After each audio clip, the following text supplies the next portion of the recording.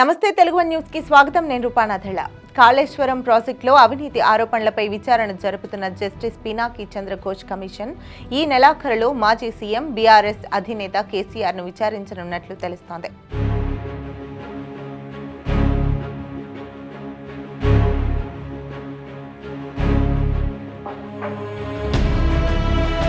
Project పనుల్లో అవకతవకలపై విచారణ జరిపేందుకు జస్టిస్ పీసీ ఘోష్ కమిషన్ ఈ నెల 21న మరోసారి హైదరాబాద్ రానుంది. వచ్చే నెల అంటే డిసెంబర్ 5 వరకు ఇక్కడే ఉండి పలువురిని విచారించనుంది. అన్నిటికీ మించి ఇప్పటి వరకు అధికారుల విచారణకే పరిమితమైన కమిషన్ ఇక ముందు రాజకీయ నేతల నిర్వాకంపై దృష్టి సారించి వారిని విచారణకు పిలిచే అవకాశం ఉందని విశ్వసనీయంగా తెలిసిందే. ఈ క్రమంలో మాజీ ముఖ్యమంత్రి బీఆర్ఎస్ అధినేత కల్వకుంట్ల చంద్రశేఖరరావు, మాజీ మంత్రి హరీష్ రావును కూడా విచారణకు పిలిచే అవకాశం ఉందని తెలుస్తోంది. నిజానికి తెలంగాణలో కాంగ్రెస్ ప్రభుత్వం కొలువుదీరిన నాటి నుంచి బీఆర్ఎస్ సర్కార్ హయాంలో జరిగిన అవకతవకలపై గురిపెట్టింది. అందులో భాగంగానే అధికారంలో ఉండగా ప్రభుత్వంలో కీలకంగా వ్యవహరించిన ముగ్గురు నేతలు కేసీఆర్, కేటీఆర్, హరీష్ రావును టార్గెట్ చేసింది.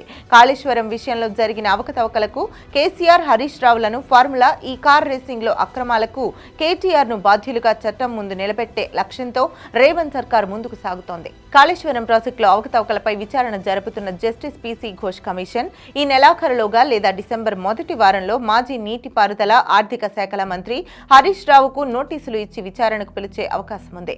ఆ తర్వాత మాజీ ముఖ్యమంత్రి కేసీఆర్ వంతు అని తెలుస్తోంది. అంతేకాకుండా యాదాద్రి, భద్రాద్రి విద్యుత్ ఉత్పత్తి కేంద్రాల నిర్మాణం, ఛత్తీస్గఢ్ నుంచి విద్యుత్ కొనుగోలు ఒప్పందాలలో అవకతవకలపై జస్టిస్ మదన్ బీలోకూర్ కమిషన్ విచారణ జరుపుతున్న సంగతి తెలిసిందే. ఈ కమిషన్ గతంలోనే మాజీ సీఎం కేసీఆర్, మాజీ మంత్రి జగదీష్ రెడ్డికి నోటీసులు ఇచ్చిన సంగతి తెలిసిందే. అయితే అప్పట్లో మదన్ బి లోకూర్ కమిషన్ కు విచారణ అర్హతే లేదంటూ కేసీఆర్ లేఖ రాశారు. ఆ కమిషన్ ను రద్దు చేయాలంటూ సుప్రీంకోర్టుకు కూడా వెళ్లారు. అయితే సుప్రీంకోర్టు కేసీఆర్ పిటిషన్ ను కొట్టేసింది. ఇప్పుడు ఇక కాళేశ్వరం అవకతవకలపై విచారణ జరుపుతున్న జస్టిస్ పీసీ ఘోష్ కమిషన్ నోటీసులకు కేసీఆర్ స్పందించి విచారణకు హాజరవుతారా అన్నది తెలంగాణ వ్యాప్తంగా ఉత్కంఠ రేకెత్తిస్తోంది. ఇక ఫార్ములా 1 రేసింగ్ వ్యవహారంలో కేటీఆర్ ని అరెస్ట్ చేయడం ఖాయమని ముఖ్యమంత్రి, మంత్రులు బాహటంగానే చెప్తున్నారు. మొత్తం మీద బీఆర్ఎస్ అగ్రనేతలు ముగ్గురికి ఏకకాలంలోని చిక్కులు ఎదురయ్యే అవకాశం ఉందని పరిశీలకులు విశ్లేషిస్తున్నారు.